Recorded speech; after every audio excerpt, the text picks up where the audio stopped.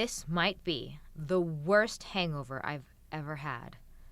It's like a straw siphoning the moisture from behind my eyes, sucking it across my brain and down my spine. Why did I drink so much whiskey? And what did I say to Paige? I grab my phone to check the time and see a text message from a new contact labeled Empathy. What time are we meeting at West End? I'm excited to see this boat. And, terrified for you. You have no idea what you're getting into. Good God. I told her about Sentimental Journey. Her crack about Bear Bryant and his 3 fingers of Maker's Mark had got me talking. She knew just what to say. Just how to get me telling stories. This is a problem. It's not smart for me to tell stories. Makes people uncomfortable. But with a few bourbons in me, everything takes on a gallows humor, and I just want to share. That's why I drink alone, mostly. I don't have the discipline to drink around people and answer their simple questions without saying something awful. Even the memories that seem funny in my head come out sounding like the summer vacation of a psychopath. It's even worse, though, when I just sit there quietly and refuse to discuss the war at all. People get the impression that I'm the stereotypical brooding vet. That's why I always keep 2 or 3 stories on deck, harmless and cute, to distract and move the conversation elsewhere. The $1 million burning on the side of the road is a real winner. Fred the Scorpion works well, too. That's Cobb's story, but I pretend it happened to me. I used to tell stories about Marceau, but had to stop. People asked too many questions about him. Suddenly, I have a flash of recollection. A national championship ring. A pile of hay. Good Christ. Did I tell Paige the story about the old man? Sir, I said to Franco, I need to get back to my trucks and supervise that offload. Of course. Franco slapped his knees. Colonel Harami, I'll go talk to my people and get back to you on where we stand with that situation out there. And I'll see you at dinner, I hope. Franco stood, cleared his throat, and smiled. Dodge and I stood, and Harami gave a brisk wave as we left his office. We shuffled down the short hallway, schoolboys fresh from discipline at the hands of the principal, and then stepped outside into the bright sun. I heard Iraqi voices, and when my eyes adjusted, found a throng of Iraqi soldiers crowding around us. They patted me on the back and posed next to me while their friends took pictures with disposable film cameras. I know that might have been a little disappointing, Lieutenant, Major Franco said as we pushed through, the last word hanging in the air as if he'd wanted to say something more.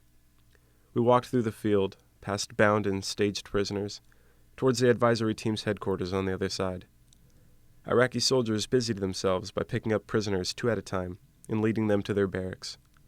The sun was right on top of us, tickling my scalp. I scanned the row of prisoners searching for the alfalfa man, but couldn't find him. He was gone. Just then, 2 white trucks came through the gate, empty, and I thought maybe they took him back. I imagined it. The alfalfa man being driven to his donkey cart in the back seat of a white truck, ranting like a wild man, with the good-natured Iraqi soldiers greatly amused by him. I broke into a jog and left Major Franco and Dodge behind me, starting to notice the dozens of empty water bottles littering the field. I imagined the Iraqi soldiers treating the alfalfa man's wounds. Lizzie's folding my clothes on her bed, separating work clothes from regular clothes. Not that there's much difference. 3 pairs of pants and 6 shirts. She hasn't bothered with any of her own clothes, just added them back to the piles on the floor. I'm leaning back against her pillows, feeling plain worthless. You don't have to do that. It's no problem, dude. Not even taking her eyes off the television, she asks me, Are you following this stuff in Tunisia? I look over her shoulder at the news footage. Smoke and bombs, police killing innocent-looking people in some Middle Eastern town. Not something I'd take an interest in, given the choice. Not really. What about it? Well, last week, some guy burned himself alive in front of a police station to protest government oppression, and now everyone's out on the streets. It seems like they might even get this dictator, Ali something, overthrown. Wow, crazy. Totally. And what's crazy is that they were live tweeting it and shit until the government shut down their internet. Look at that, I say, watching the television over her shoulder. It's nighttime over there, and people in a traffic circle are setting up barricades. They're waving flags, chanting, and carrying on. So Iraq, Lizzie says, easing softly into the question she's been wanting to ask for a few days. When were you there? Around '06. And what you did over there, what you saw, does it affect the way you think about things? Like what's going down in Tunisia? The way I feel about what? Riots? No, dude. Fucking freedom. People fighting for their freedom. I take a moment to try and think of something to say besides the truth, which is that I don't think much on it either way, and blurt out, well, I hope everyone comes out okay. What are you doing with that cricket bat? I'm considering killing you with it. And after a moment, he added, You preferred for Haji Fasil and Abu Abdul to die, and now Hani? You enjoy watching Americans live on? No, my dear. Your brother told me of the plan for that day on the lake. It would have worked, and only Americans would have died. We would have been safe. My brother is lying to you. Mundir wrapped his right hand tighter around the cricket bat. I was up here when he became sick. Did Nassim tell you? I realized it the first of anyone. We sleep on the roof with the generators.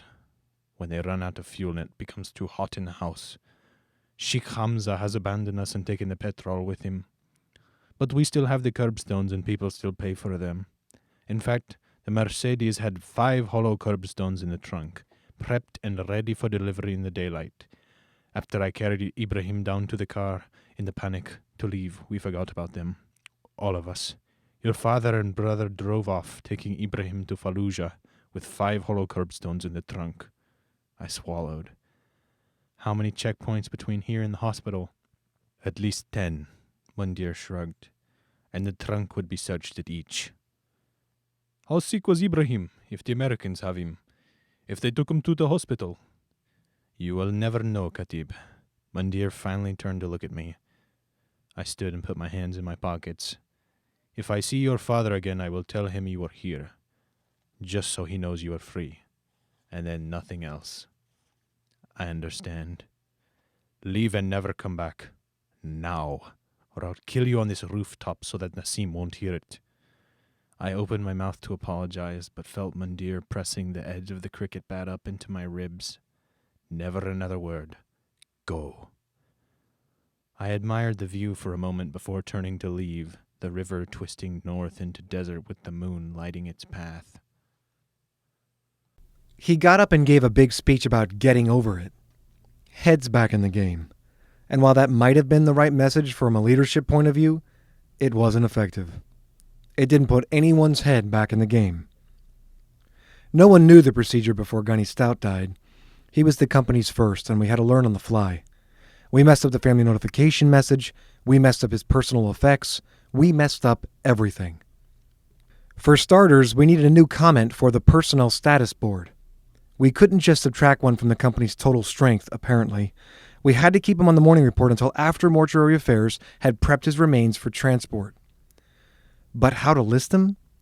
Were we supposed to just scribble the word dead on the board and put his name next to it? No one knew. Finally, the admin chief walked over to the status board and made a new box. Outbound Angels 1. It offended me. I assumed that the admin chief, a religious guy known to preach, had made it up and tried to sneak in a preachy remark. I went to have a word with him, but Cobb stopped me. He told me the admin chief took the words right from the personnel manual. So I looked it up. Sure enough, Outbound Angels. That's what we called them officially. I didn't like it. No one who saw that vinyl bag, limp like feet, hefted into the helicopter, would have thought to call it an angel. Even Doc Pleasant, usually pretty good about gore, shut down. He skipped the memorial service. There wasn't an angel in sight for Doc Pleasant, and he was the type who'd look. After the memorial service, the other lieutenants, Cobb, Wong, and the rest of them, slapped me on the shoulder and talked tough. You made the call, man. Not easy. No shame. Nothing you could do, bro. That's the lieutenant's job. That's why we make the big bucks. Drive on, new day, brother. But underneath I heard them asking, Are you sure he died instantly? Are you sure? Weren't you in charge? Where were you when he walked out there? Why didn't you tell him no?